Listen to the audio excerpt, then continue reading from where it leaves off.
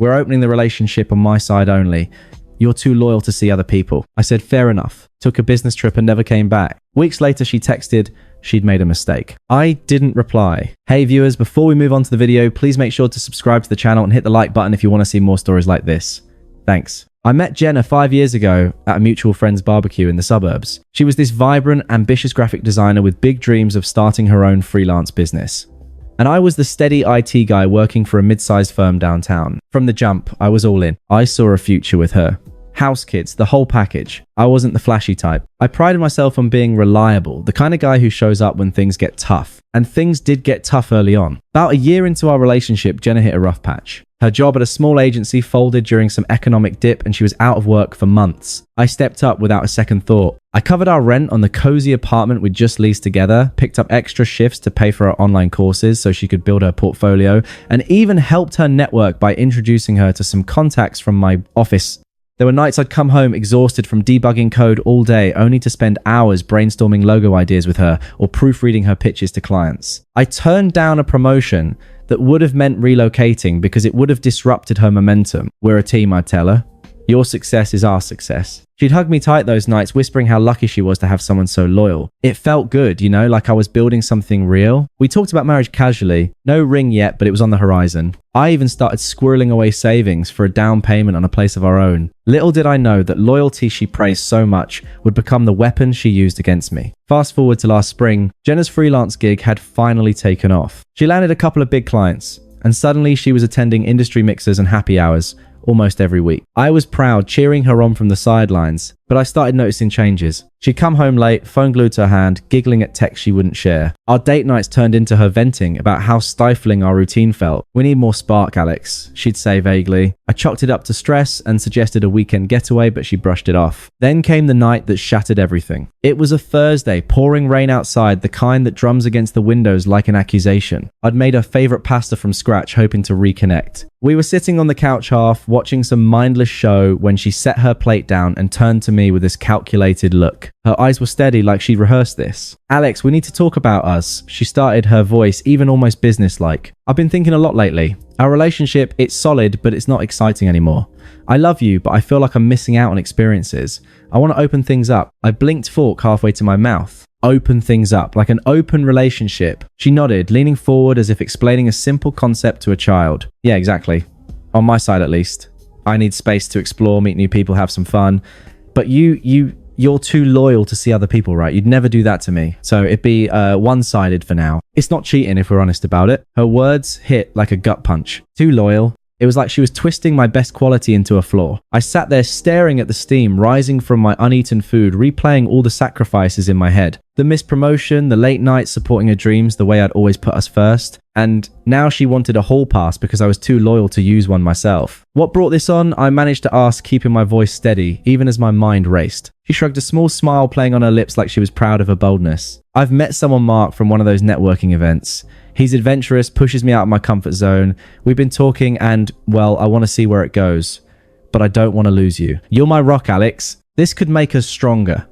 You'd wait for me, wouldn't you? Because that's who you are. There it was. The smugness, the assumption that I'd just roll over. She leaned back, crossing her arms, waiting for my reaction. Part of me wanted to yell to demand why I wasn't enough, but I swallowed it down. I'd always been the calm one, the problem solver. Begging wouldn't change her mind. It would just make me look pathetic. I set my fork down carefully. If that's what you need, Jenna. Her eyebrows shot up, surprised I didn't fight back. Really? You're okay with it? Fair enough, I said, echoing the casual tone she'd used. Inside, it felt like something was cracking, but I kept my face neutral. Do what you have to. She beamed like I'd just given her a gift. See, this is why you're perfect. Most guys would freak out, but not you. She kissed my cheek and grabbed her phone, already texting. Probably Mark. That night, she slept soundly while I stared at the ceiling, the rain mocking my silence. The next few weeks were a slow unraveling. Jenna started staying out later, coming home with that post-date glow. She'd drop hints about Mark, how he took her to trendy spots. I'd never heard of how he challenged her in ways I apparently didn't. It was emotional, abandonment disguised as freedom. I'd nod say sounds fun and retreat to my home office, burying myself in work to numb the hurt. One evening, she came home buzzing with excitement. We were in the kitchen. I was washing dishes from a dinner I'd eaten alone. She hopped onto the counter, swinging her legs like a kid. Mark and I went to this amazing rooftop bar last night. She gushed. The view was insane. You should have seen it. Wait, but you hate heights, right? Anyway, we talked about everything. He gets my creative side, pushes me to take risks. Not like our safe little bubble here. I dried my hands, feeling the weight of her words. Safe bubble. She laughed lightly, but there was an edge to it. Come on, Alex. You're great, but let's be real. You're content with the 925 Netflix nights saving for a mortgage. I need more than that right now. Opening things up was the best decision. Mark says it's modern, evolved. You're too traditional to get it, but you'll come around. Traditional, I echoed the word, tasting bitter. You mean loyal? Exactly, she said, hopping down and patting my arm condescendingly. That's your thing, and I love it for stability. But for passion, Mark's got that covered. This way, I get the best of both worlds. You wouldn't want to hold me back, would you? Her logic was twisted, self-serving. She framed it like I was the problem for not wanting to share her, like my commitment was a cage. I could have argued, pointed out how I'd bent over backward for her, but what was the point? She was already gone, mentally at least. Instead, I nodded. No, I wouldn't want that. She smiled triumphantly. Knew you'd understand. Then she breezed off to change, humming to herself. That conversation sealed it for me. The confusion I'd felt, the why me, the what did I do wrong, started shifting to clarity. She didn't value me. She valued what I provided. A safety net, as she basically admitted. I spent the next few days quietly planning. No dramatic confrontations, no tearful pleas, just detachment. I told her I had a business trip coming up, a week-long conference out of state for work. It wasn't entirely a lie. I'd arranged time off and booked a flight, but there was no conference. Sounds boring, she teased when I mentioned it.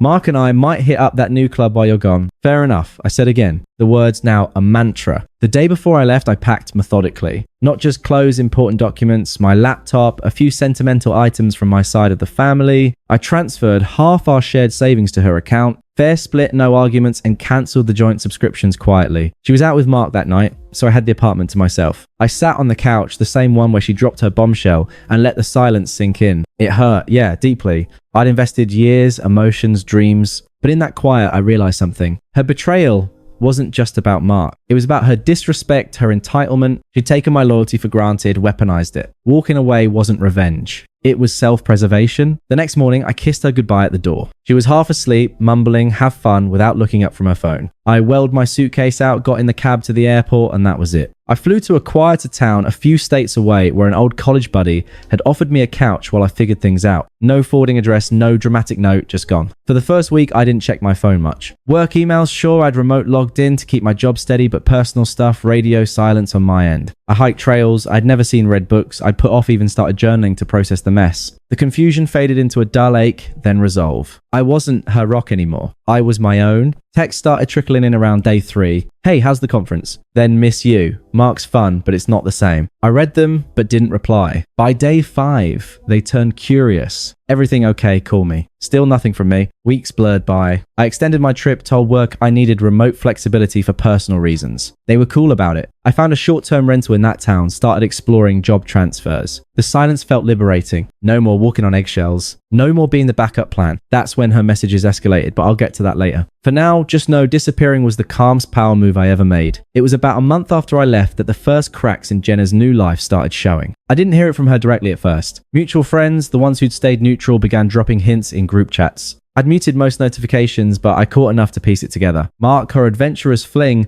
wasn't the dreamboat she'd painted him as. Turns out he had a temper and a wandering eye. A buddy from our old circle, Tom, messaged me privately. Dude, Jin is a mess. Mark screamed at her in public at some bar last week. Then he bailed with another girl right in front of her. I didn't respond, but I felt a grim satisfaction. Not joy, just a sense that the universe was balancing things out. Jenna's social media, which I checked once out of curiosity, before blocking her started reflecting it too. Vague posts about learning who people really are replaced her usual glamorous selfies. Then came the big blow. Her biggest client dropped her. Apparently she'd missed deadlines distracted by the drama with Mark. Her freelance career, the one I'd helped build, was teetering. Friends who'd initially cheered her modern choices started distancing themselves when they heard how she'd framed me as the boring one holding her back. Truth has a way of slipping out. By week 6, she was unraveling. Tom mentioned she'd moved out of our old apartment, couldn't afford it alone after I'd stopped covering her half. She was crashing with her sister Carrara in a cramped place across town. Mark had ghosted her, completely leaving her with nothing but regret and a bruised ego. I didn't gloat. I was too busy settling into my new routine, hiking coastal trails and interviewing for a better job. But it felt like justice. She'd gambled on passion and lost the stability she'd mocked. The text started getting frantic around the 2-month mark. I changed my number but kept my old email for work, and that's where she found me. The first message was soft, almost nostalgic. "Hey Alex, I've been thinking about us. I made a mistake. Can we talk? I miss our nights together." I read it over coffee, the ocean breeze drifting through my rental's window, and deleted it without a word. No anger, just indifference. She wasn't my problem anymore. A week later, the tone shifted. "I know you're getting these. Why won't you answer? I'm really struggling here." Then her sister Cara called number unblocked. "My mistake." "Alex, you're being cruel," she snapped. "Jenna's heartbroken. Mark was a jerk and she needs you. Be a man and at least hear her out." I stayed polite but firm. "She made her choice, Cara. I'm done." Click. Blocked.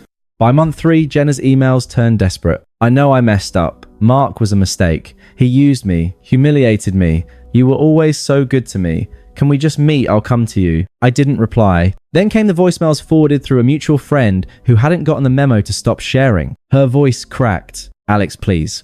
I'm sorry. I didn't mean those things I said about you being boring. I was wrong." Pause. Then anger crept in. "You can't just erase me like this. I deserve a response." Her final attempt was the ugliest. She showed up at Tom's birthday party. I'd been invited, reluctantly attended to catch up with old friends. I was chatting with a colleague when I saw her across the room, disheveled, eyes red. She marched over, ignoring the crowd. "You think you're better than me now," she hissed loud enough for heads to turn. "Running off like a coward. I gave you everything and you just vanish. You're pathetic." I stayed calm, sipping my drink. "Jenna, this isn't the place." Her face twisted, realizing I wasn't taking the bait. "You'll regret this," she spat, storming out. Friends whispered some shooting me sympathetic looks. Her true colors were on full display, entitled Unhinged. I felt nothing but relief to see her go. The final encounter came unexpectedly a few months later at the same friend's engagement party. I'd landed a senior role at a tech firm, moved into a sleek condo with a view, and started casually seeing someone new. Laia, a kind, grounded woman who valued me for me. I was happy, truly happy for the first time in years. Jenna showed up uninvited, looking like a shadow of her old self, thin, tense, clutching a cheap wine glass. She cornered me near the dessert table, her voice low but desperate. "Alex, I know I hurt you. I was stupid. Mark's gone. My career's a mess. And I see now you were the best thing I had. Can we start over, please?" I looked at her feeling nothing. No anger, no pity, just distance. She was a stranger, now a memory I'd outgrown. "Jenna," I said evenly, "you made your choice. You wanted excitement and I gave you space for it. I've moved on. My life's good. Really good. You don't fit in it anymore." Her eyes widened, searching for a crack in my resolve, but there was none. "You can't mean that," she stammered. "We had something real." Had I said, emphasizing the word.